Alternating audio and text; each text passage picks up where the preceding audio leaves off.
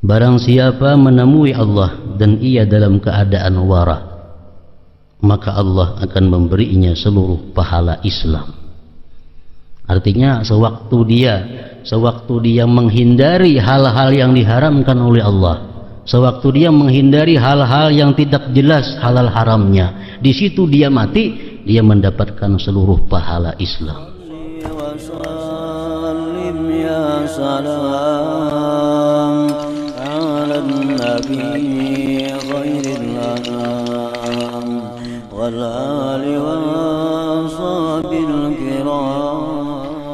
Bismillahirrahmanirrahim. Alhamdulillahi rabbil alamin. Wassalatu wassalamu ala asyrafil anbiya'i wal mursalin Sayyidina Muhammad wa ala alihi wa sahbihi ajma'in.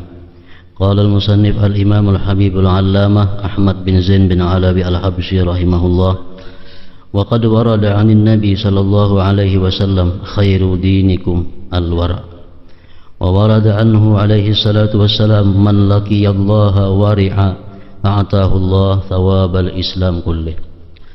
ويروى أن الله عز وجل قال وأما الوارعون فإني أستحي أن أحاسبهم. وفي الحديث من اكتسب مالا من حرام فإن تصدق به لم يقبل منه وإن تركه إلى غراته كان زاده إلى النار. وفي بعض الأحاديث أما علمتم أن الصديق لا يدخل جوفه إلا طيبا. وقال الفضائل من عرف ما يدخل جوفه كتبه الله صديقا. وقال إبراهيم بن أدهم رحمه الله لم يدرك من أدرك إلا من كان يعقل ما يدخل جوفه. وقال ابن عباس رضي الله عنهما لا يقبل الله صلاة امرئ وفي جوفه حرام.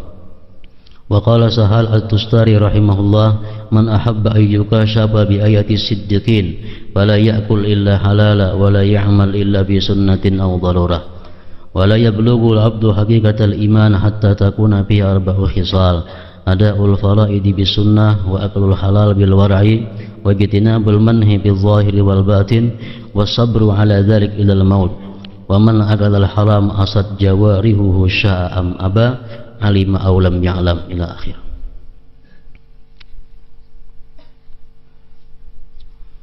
Makna daripada kalam Al-Habib Ahmad bin Zain bin Alawi Al-Habsyi rahimahullah, dalam sebuah hadis qudsi Rasulullah sallallahu alaihi wasallam bersabda, khairu dinikum al-war'u. Artinya sebaik-baik agama kalian adalah wara.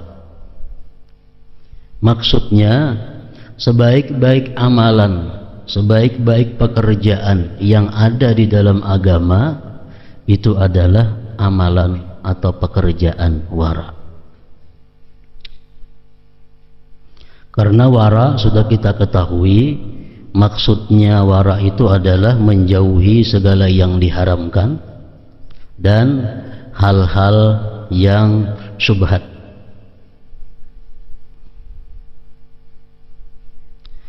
Sedangkan kita mengetahui bahwa di dalam agama kita hanya ada 2 ajaran. Yang pertama, melakukan apa yang diperintahkan.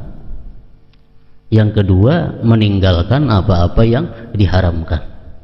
Nah, wara ini kedudukannya di yang kedua, yaitu meninggalkan apa-apa yang diharamkan. Sedangkan menurut para ulama usul, mereka mengatakan bahwa meninggalkan hal-hal yang dilarang oleh Allah itu lebih utama daripada melakukan hal-hal yang diperintah Allah. Umpamanya dalam suatu waktu kita dihadapkan kepada 2 sesuatu yang bertentangan. Ada perintah, ada larangan. Nah, di sini kita diutamakan meninggalkan larangan, karena itu lebih baik. Hadis Rasulullah mengatakan, "Ma nahaitukum anhu fajtanibuh wa ma amartukum bihi faf'alu minhu mastata'tum." Ujar Nabi kita, sesuatu yang aku larang kalian daripadanya, maka jauhi. Dan sesuatu yang aku perintahkan kalian dengannya, lakukanlah sesuai kemampuan kamu. Nah, jadi dalam hadis ini Rasulullah menyatakan bahwa setiap yang aku larang, tinggalkan. Setiap yang aku tegah, tinggalkan.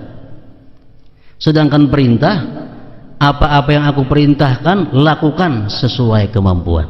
Nah, berarti di sini menunjukkan bahwa meninggalkan perintah, meninggalkan larangan itu lebih utama dan lebih baik daripada melaksanakan perintah.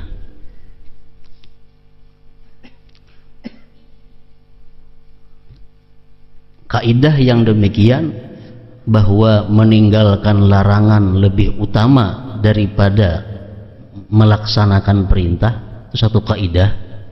Nah, dari sini timbul berbagai macam hukum.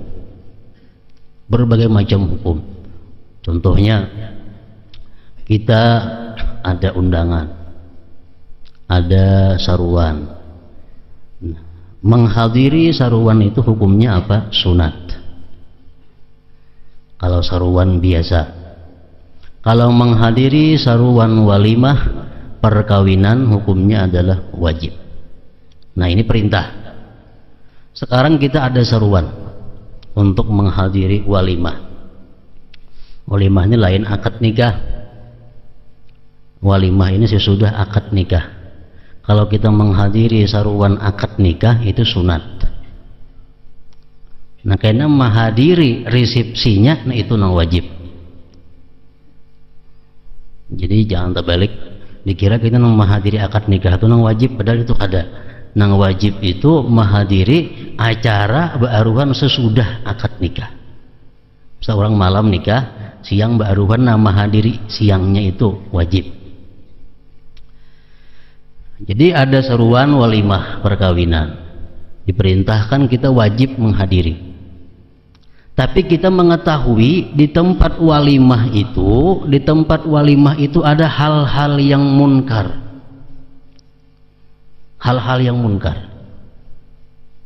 Misalnya di situ ada sutra yang dipakai untuk laki-laki, atau misalnya di situ ada berbaurnya laki-laki dan perempuan, atau di situ ada tukang jaga-jaga tamu perempuan yang membuka aurat, itu munkar. Nah, sekarang kalau kita melakukan kewajiban menghadiri walimah, tapi di situ ada munkar, nah mana yang kita utamakan? Nah, di sini ijtinab munkar, menjauhi yang munkar itu lebih utama, gugur kewajibannya. Jadi kita kada wajib lagi menghadiri walimah apabila kita yakini, kita ketahui di situ ada munkar, nang kita kada mampu untuk merubahnya, kecuali kita mampu merubah. Saat kita datang ke situ, hagai binian itu semua masukkan rumah, masukkan. Nah, ayo mengkawak itu. Ada nang munkar dipaculi semua, apa ada barang-barang munkar. Namun kita kawa macam itu, nah masih wajib kita menghadiri walimah. Namun kita kada kawa demikian, kada boleh kita menghadiri itu. Nah, jadi meninggalkan sesuatu yang dilarang Allah itu lebih utama daripada melakukan yang diperintahkan. Makanya jar Nabi, khairu dinikum al-wara. Sebaik-baik agama kamu adalah wara. Sebaik-baik amalan yang ada dalam agama, maksudnya adalah wara, menjauhi yang diharamkan. Sembahyang wajib. Nah, sembahyang itu wajib. Tapi sekarang umpamanya kita berada di suatu tempat nang haram sembahyang di situ.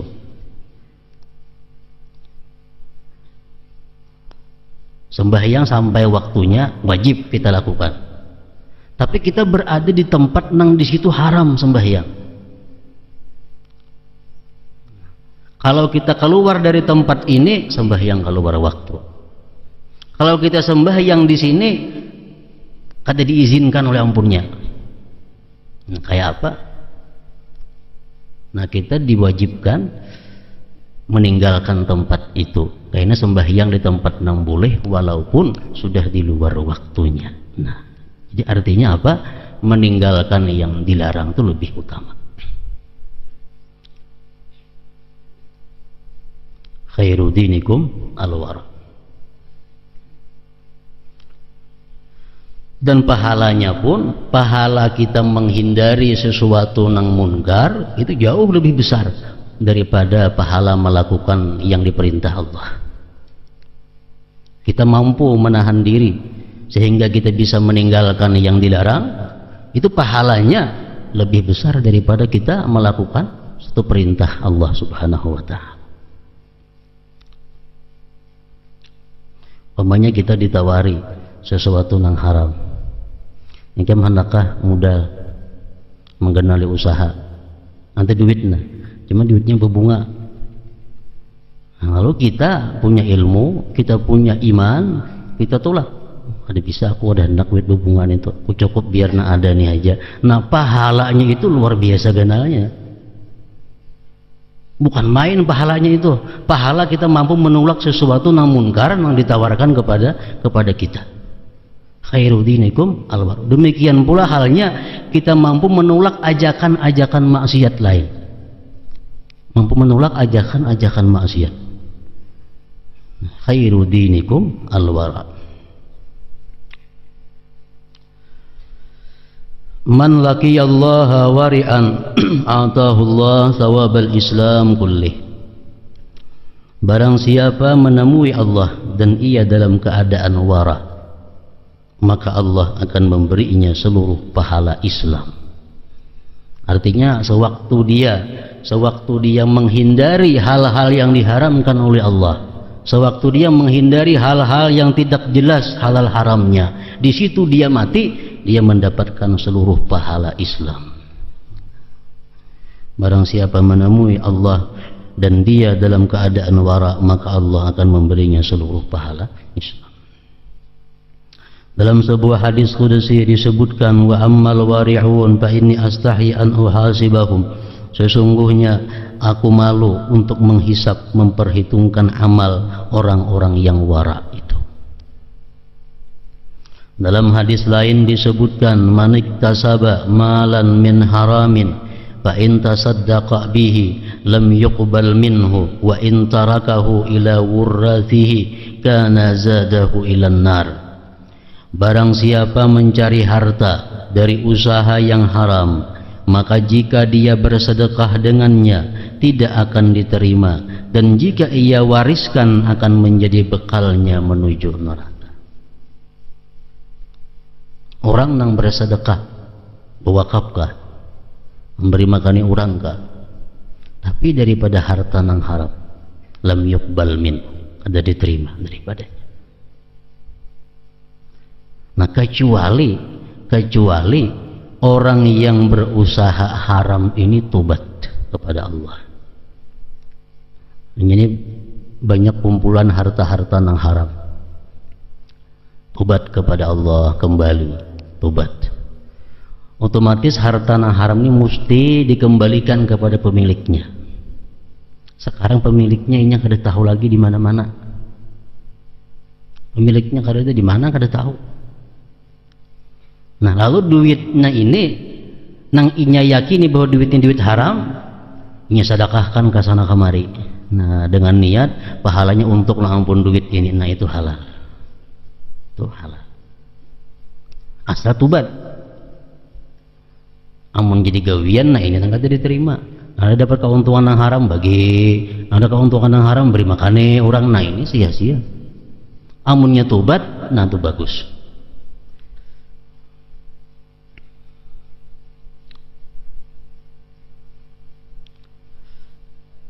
Tobat dan kada kau lagi mengembalikan duit itu ke pemiliknya.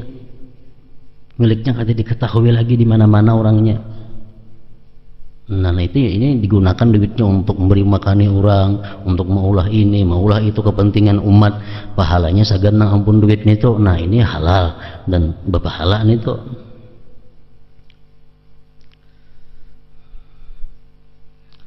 Hadis riwayat Ahmad dan Ibn Hibban. Amma alimtum anna siddiqa la yudkhilu jawfah. Amma alimtum anna siddiqa la yudkhilu jawfa illa tayyiba. Tidak tahukah kalian sesungguhnya seorang siddiq tidak akan memasukkan sesuatu ke dalam perutnya kecuali yang baik. Nah, pengertian baik ini macam-macam. Baik menurut kalangan orang adil, baik menurut kalangan orang-orang saleh, lain lagi. Baik menurut kalangan orang-orang muttaqin, lain lagi. Baik menurut kalangan orang-orang siddiqin, lain lagi.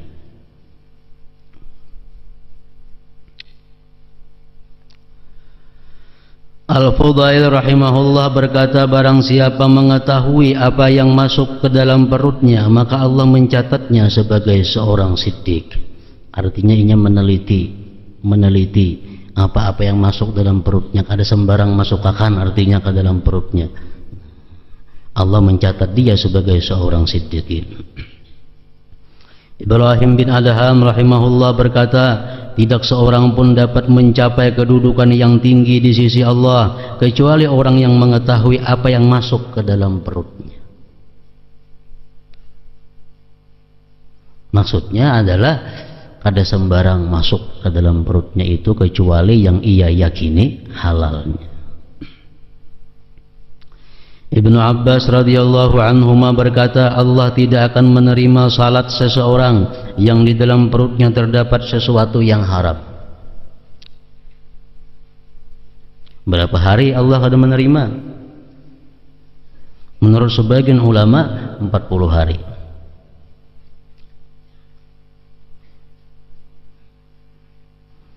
Allah tidak akan menerima salat seseorang yang di dalam perutnya terdapat sesuatu yang haram selama 40 hari.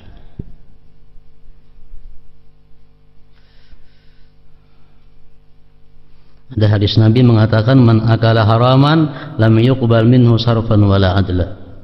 Orang yang makan yang haram tidak diterima Allah, baik ibadah sunat atau ibadah fardunya. Satu kali makan haram selama 40 hari. Satu tiguk minuman yang haram selama 40 hari.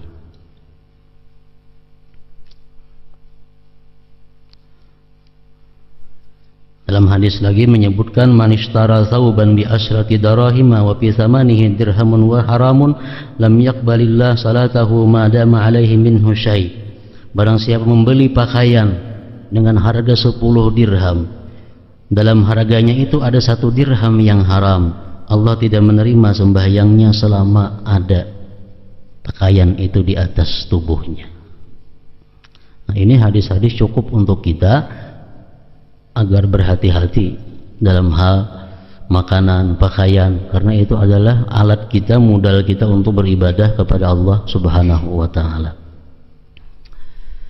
Imam Haris Al-Muhasibi mengatakan, ujar Haris Al-Muhasibi, aslu ta'at al-wara.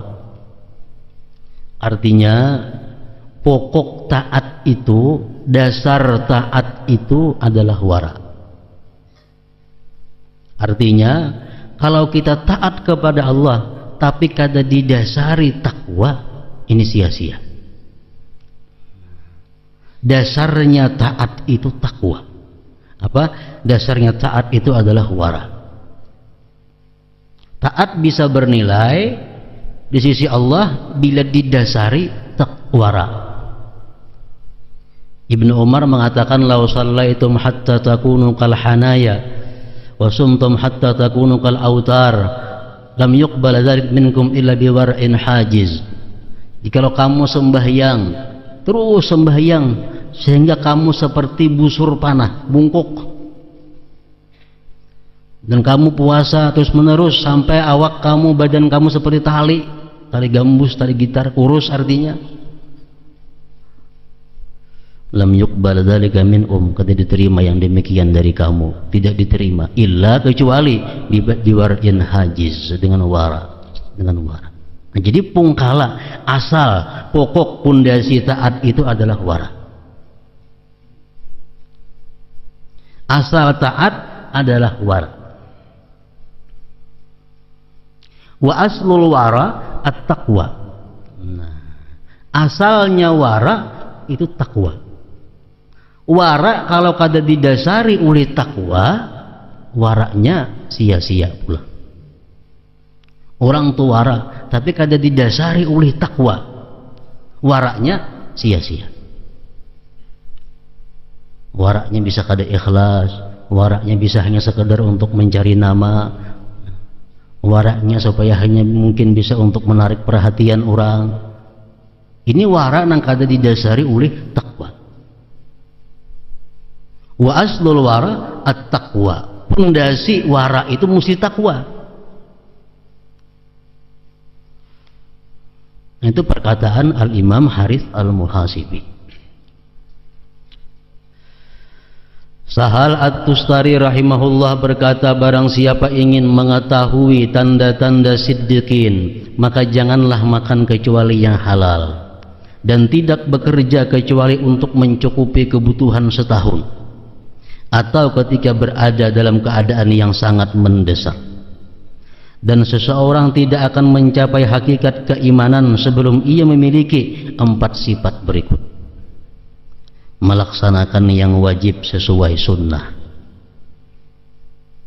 memakan yang halal dengan sikap wara, menjauhi segala larangan pada zahir dan batin, dan bersabar untuk melaksanakan ketiga-tiganya hingga maut menjemputnya. Barang siapa memakan sesuatu yang haram, maka anggota tubuhnya bermaksiat kepada Allah, suka atau tidak, tahu atau tidak.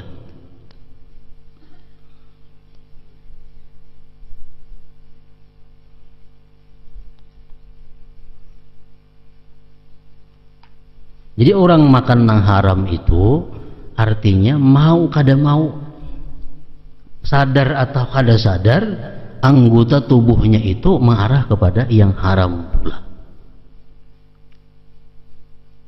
Sama halnya nang halal.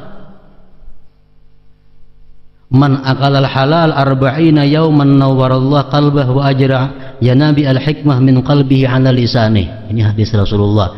Siapa memakan yang halal 40 hari, tiap hari makan yang halal, Allah terangkan hatinya, Allah alirkan sumber hikmah dari hatinya kepada lisannya.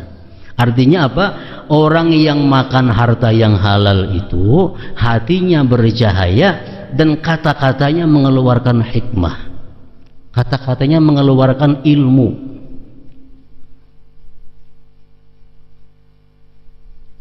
Mau kada mau mesti macam itu. Kenapa? Karena sesuatu nang halal pasti menumbuhkan sesuatu nang halal juga.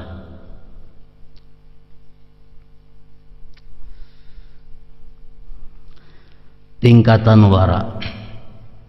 Ketahuilah, haram adalah sesuatu yang dilarang oleh syariat, baik karena zatnya seperti khamar dan babi, atau karena usahanya seperti harta yang diperoleh dengan mencuri, riba dan sejenisnya. Sebagaimana telah dijelaskan oleh para ahli fikih, wara terhadap segala yang haram hukumnya wajib, dan tidak bersikap wara terhadapnya merupakan perbuatan fasik dan maksiat yang akan membuat Allah murka dan memasukkannya ke dalam siksa api neraka. Inilah war'ul udul ngarannya, atau wara adilin. Ini tingkatan wara yang pertama, wara adilin. Wara adilin ini artinya orang-orang yang menjauhi sesuatu yang jelas haram dan menjauhi sesuatu yang syubhat yang dihubungkan kepada yang haram. Nah, ini wara adilin. Menjauhi sesuatu yang jelas haram dan menjauhi syubhat yang dihubungkan kepada yang haram, itu ngarannya wara adilin. Ini wajib disifati oleh setiap orang beriman. Kalau kada disifati, ini ngarannya fasik.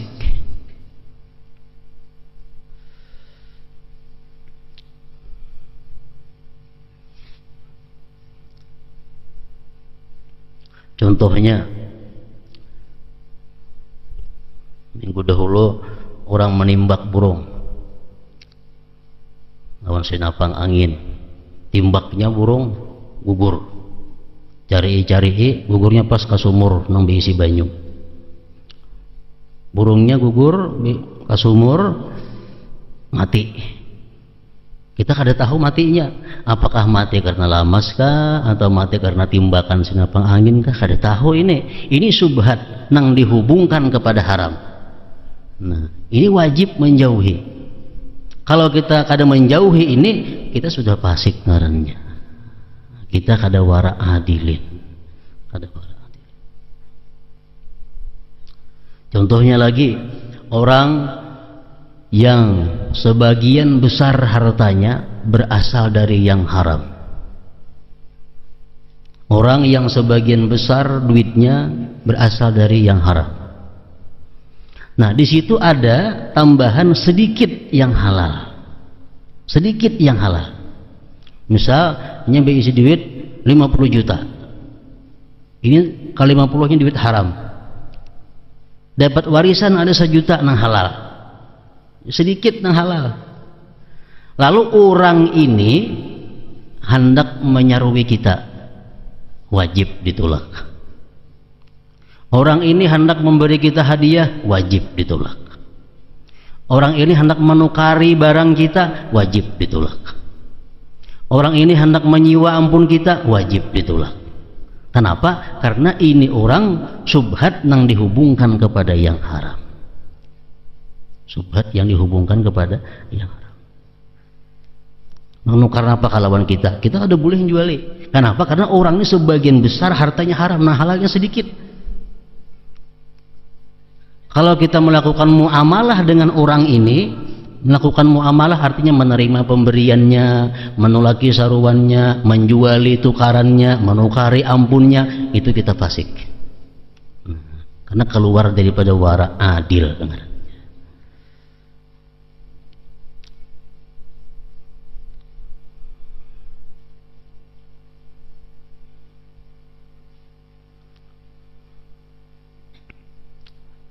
'Ini wara no paling minimal yang wajib disipati oleh setiap mukmin. Tingkatan setelahnya adalah wara kaum salihin, yaitu meninggalkan yang halal karena di dalamnya mungkin terdapat yang haram. Nah, ini lebih hati-hati lagi wara salihin ini. Kalau tadi kita menimbak burung, burung tadi gugur ke sungai, mati, dalam keadaan mati kita temui, itu wara adilin kada boleh makan, apalagi wara salihin. Nah, kalau kita menimbak burung, kita timbak umpamanya burung gugurnya katabing, mati juga sudah burungnya. Nah, wara adilin masih boleh makan, wara salihin sudah kada boleh lagi. Orang sebagian besar duitnya adalah halal, 50 juta dia biisi nang halal, 1 juta ada nang haram. Orang ini hendak bermuamalah lawan kita, hendak memberi kita, menyeruani kita, nukari pun kita atau apa muamalah. 50 juta nang halal, 1 juta nang haram. Orang wara adilin masih boleh bermuamalah dengannya. Tapi kalau wara salihin, kada boleh lagi muamalah dengannya. Kada kau lagi muamalah. Karena ini sudah wara salih.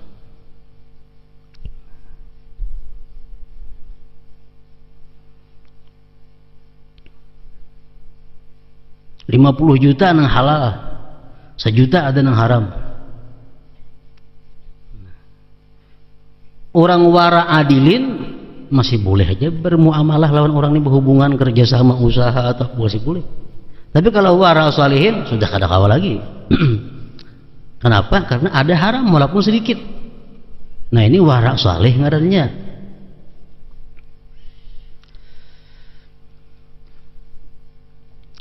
duit pemerintah. Banyak duit pemerintah, nang halalnya banyak, nang dari haramnya banyak. Orang wara adilin masih boleh mengambil duit pemerintah selama inya kada tahu itu dari yang haram, selama dia kada tahu bahwa itu duit yang haram.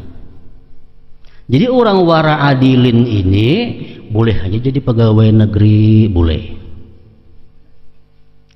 kan gaji pemerintah duit di mana gajinya? Jelas nang halal ada, nang haram ada. Diunjuk ke kita kemana? Kada tahu kita. Nah kalau kita wara adilin, ambillah gajiannya nih toh. Ambil aja gajiannya, tiap bulan kita begawi, pensiunannya ambil saja pensiunnya. Pemerintah berbagi duit orang-orang miskin 300.000 3 bulan. Kada tahu duit apa ini, haram kah halal, kada tahu. Kada ada tanda-tandanya. Dan kita kada tahu nanti unjuk lawan kita duit haram atau halal. Wara adilin, ambil lagi 300.000 itu kada apa-apa. Kalau kita wara salihin, nah kada kawa ambil itu. Orang wara salihin kada kawa jadi pegawai negeri, kada kawa ambil duit gaji. Nah, jadi orang-orang pegawai negeri misalnya sudah pensiun, anak jadi wara salihin, jangan lagi diambil gaji itu. Hendak mengambil beriakan semua duitnya lawan nang perlu. Amun hendak jadi orang wara salihin, ini wara nang tingkatannya nomor 2.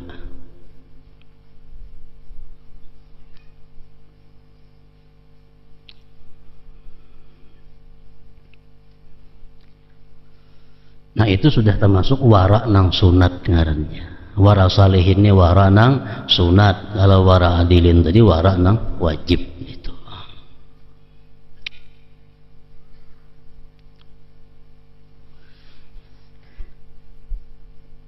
Tingkatan berikutnya adalah wara muttaqin, yaitu meninggalkan sesuatu yang halal tidak syubhat dan telah difatwakan kehalalannya karena khawatir membawa ke hal-hal yang haram.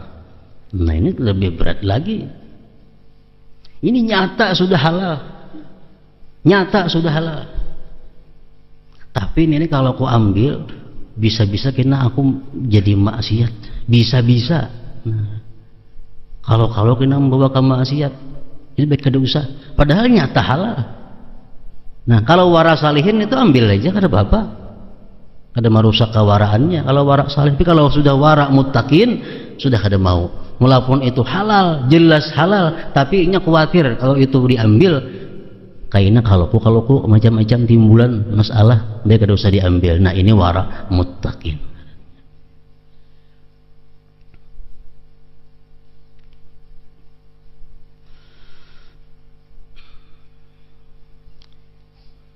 Tingkatan setelahnya adalah wara siddiqin, meninggalkan segala sesuatu yang tidak pantas untuk menguatkan atas ibadah. Barang ini sudah nyata halal, nyata halal, kada syak lagi halal, tapi ini barang membawa ibadah kada pacangan. Kalau kada usah.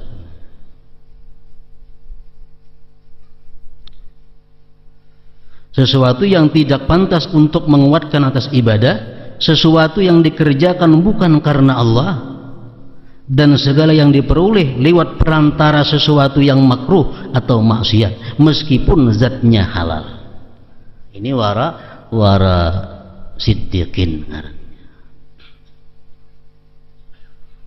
Ini ada 4 pilihan, nak namanya kita pilih. Keempat-empatnya itu halal, keempat-empatnya boleh, asal jangan di luar 4 ini. Nak wara adilin sakada-kadanya itu, wara salihin atau wara apalagi muttaqin atau wara siddiqin. Sebagai contoh adalah seseorang yang meminum air sungai yang digali oleh pemerintah Sebagai contoh adalah seseorang yang meminum air sungai yang digali oleh pemerintah. Ini sudah kada wara lagi menurut siddiqin, wara siddiqin. Padahal banyunya banyu Allah Ta'ala, ampunnya banyu hujan. Banyunya umpat di sungai Ganal, sumbernya menyusuri sungai Ganal sana, cuma mengarokakan ini good kepada kita di pemerintah. Orang waras siddiqin nggak ada mau lagi minum banyu di situ. Kenapa? Karena banyunya melalui sungai yang dikarok oleh pemerintah. Pemerintah duitnya campur aduk halal dan haram. Nah itu waras siddiqin. Ada habis telepon, ada habis leading.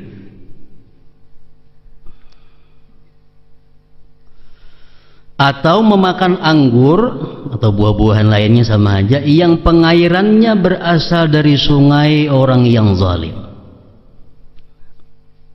Ini ada bisi kabun, irigasi contohnya.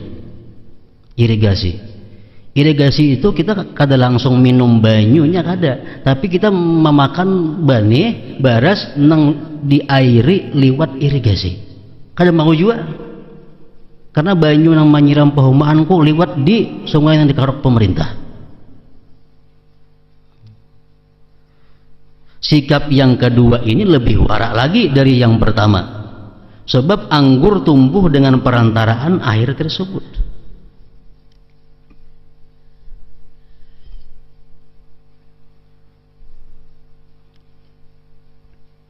Wara yang lebih hebat dari ini adalah penolakan Zunnun al-Misri rahimahullah atas makanan yang dibawa oleh penjaga penjara, padahal makanan itu halal, baik, dan pada saat itu beliau dalam keadaan lapar.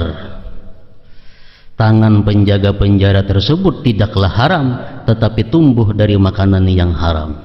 Karena itulah Zunnun rahimahullah menolak makanan yang ia bawa. Ini lebih daripada waras siddiqin lagi.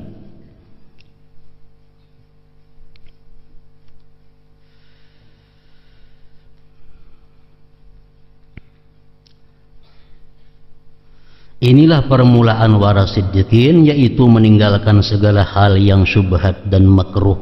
Puncak waras siddiqin adalah meninggalkan segala sesuatu yang dikerjakan bukan karena Allah, karena menjunjung perintah Allah Subhanahu wa ta'ala.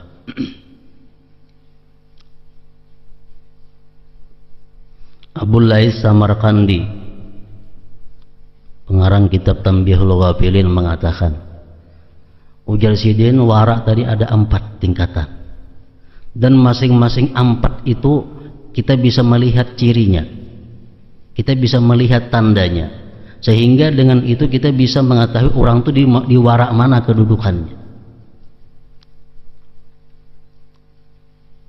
Wara adilin contohnya, wara adil, wara yang paling rendah, wara yang hukumnya wajib. Ujar sidin ini ada mempunyai 10 tanda, ada 10 alamat. Bila orang mampu menjaga 10 ini, berarti dia termasuk wara adil.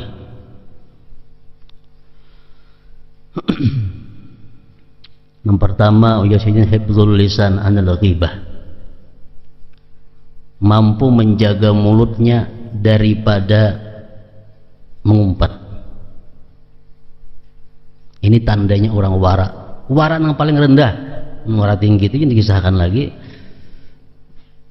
Ini wara yang paling rendah, menjaga mulut daripada ghibah. Quran menyatakan wala yaghtab ba'dukum ba'dha.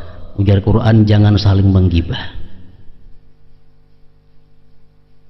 Yang kedua, al-ijtinab anis su'izan, an su'izan, menjauhi buruk sangka, menjauhi buruk sangka. Selama itu masih kita kawa mengihtimalkan, selama kita masih kawa mengindah-indahkan, jangan hendak berburuk sangka. Kalau kita wara yang paling rendah, kalau kita wara adil.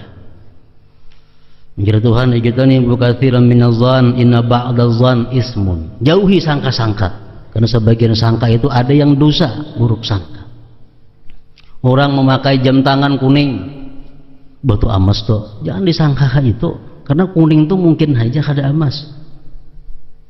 Memakai kacamata kuning, saku emas nih tuh, jangan saku-saku, karena banyak aja kuning itu kada emas. Orang memakai utas kuning laki-laki, saku utas emas itu, jangan buruk sangka, karena kemungkinan lain masih banyak lain pada emas dan kuning-kuning ini tuh. Nah itu buruk sangka. Orang bisa berjual, berdagang, bertoko, payu, laku jual belinya, jangan berburuk sangka, masa aku bakajian apa kan itu, jangan kayak itu, saku betuyul itu, aku nih kada payu diandai kena pembanji, saku jangan buruk sangka nangka itu, karena ini urusan rezeki dari Allah. Allahu yarzuqu may yasha, Allah memberikan rezeki kepada orang yang Dia kehendakinya. Mungkin ini dikehendaki banyak, aku sedikit, jangan berprasangka yang buruk. Nah ini wara adil. Al-ijtinab anis sukhriyah. Yang ketiga, menjauhi daripada mengulu-ulu orang, merimihkan orang, mengecilkan, memperinting orang. Kalau kita wara adil.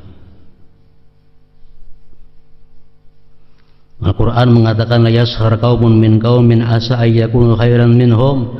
Jangan kamu merimihkan orang lain, barangkali yang kau remehkan itu lebih baik daripada kamu. Barangkali yang kau remehkan itu lebih baik daripada kamu. Yang keempat, ghabdul basar. Orang wara adil itu menjaga mata daripada hal-hal yang maksiat.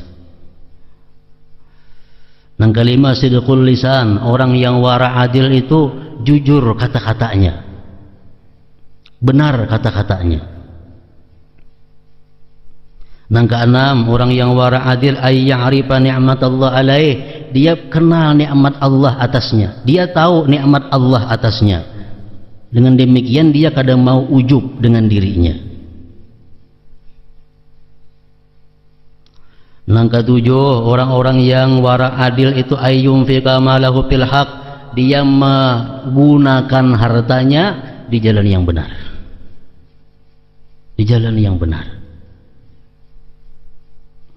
Yang kedelapan, mujasidin an la yatluba li nafsi 'uluwan wal kibir, bahwa dia tidak mencari ketinggian, tidak mencari popularitas, tidak mencari kemasyhuran di permukaan bumi ini.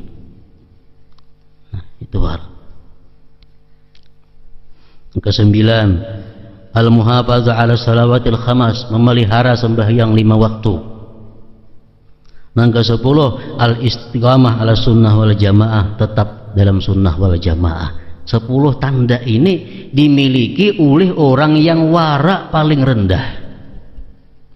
Wara adilin ngarannya. Kalau orang wara salihin pang, apa tandanya? Lebih pada 10 lagi. Orang wara mutakin lebih pada lagi. Wara sidikin lebih lagi. Nah, cuma yang wajib kita miliki ini wara adilin. Nah, 10 ini sekada-kadanya tandanya.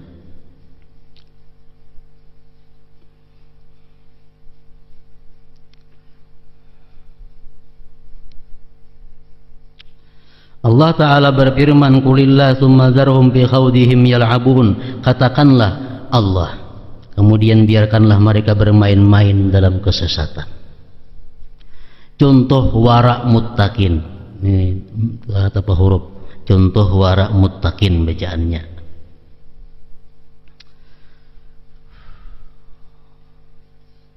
Contoh wara muttaqin adalah tidak memakai minyak harum bagi orang yang belum kawin, karena khawatir akan membangkitkan syahwat. Enggak situ aja, orang lain tuh lebihan dicurit itu. Contoh orang wara muttaqin, ini kada mau pakai minyak harum. Kenapa? Karena minyak harum ini bisa mendorong syahwat, sedangkan ini belum berisi pasangan. Syahwat ini akan mendorong seseorang untuk memikirkannya, kemudian memandangnya, sedangkan hukum memandang adalah haram. Setelah itu ia akan terdorong untuk berbuat zina. Padahal minyak harum itu sendiri hukumnya mubah. Nah, jadi orang wara mutakin ini meninggalkan sesuatu yang nyata-nyata halal, nyata-nyata boleh, karena khawatir kalau ini membawa kainannya kepada yang diharamkan. Ini wara mutakin. Karena memandang kepada kekayaan orang. Orang wara mutakin ini kada kau mulai TV. Orang wara mutakin kada boleh melihat rumah-rumah orang nang baik, kendaraan orang nang baik. Kenapa? Kalau kau kena hati kepingin hendak memiliki seperti itu, akhirnya kena mencari duit, akhirnya kena macam-macam digawe. Nah, ini keterangan Imam Ghazali dalam Ihya Ulumuddin. Orang wara mutakin kadang mau berhias diri, berhias. Kenapa? Kalau aku ditaksir orang, karena orang berdosa jadinya aku. Ini sudah wara mutakin, wara mutakin. Padahal berhias itu boleh aja. Berhias itu pada dasarnya boleh. Cuma walaupun ini bolehnya khawatir kalau membawa kepada nang negatif. Nah, itu kisah orang-orang wara mutakin. Contoh wara salihin. Nah, ini wara salihin, wara nomor 2, mutakin ini nomor 3. Ini teranda sedikit. Contoh wara salihin adalah meninggalkan segala syubhat yang tidak wajib ditinggalkan. Nah, contoh wara salihin adalah meninggalkan segala syubhat yang tidak wajib ditinggalkan, macam menerima gaji dari pemerintah, menerima sumbangan dari pemerintah, melayani pegawai negeri nukar barang lawan inya, melayani pegawai negeri berjual beli lawan inya. Ini kalau wara salihin kada mau. Kenapa? Duitnya itu adalah bercampur antara halal nang banyak dan haram nang banyak. Walaupun itu kada wajib dijauhi, cuma untuk menjaga wara salihinnya ini kada mau. Nah, ini wara salihin. Contoh wara salihin adalah meninggalkan segala syubhat yang tidak wajib ditinggalkan, yang tidak wajib ditinggalkan. Orang nah usahanya ada haram 1 juta, tapi ratusan juta ini halal. Orang wara salihin kada mau muamalah dengan orang ini. Kenapa? Walaupun hartanya banyak, tapi ada sedikit yang haram. Ini sunat dijauhi, kada wajib, kada.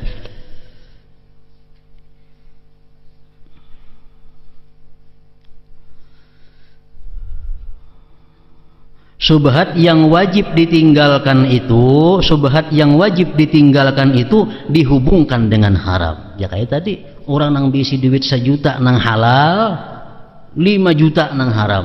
Nah, ini kita kada boleh muamalah dengannya, kada boleh kerjasama.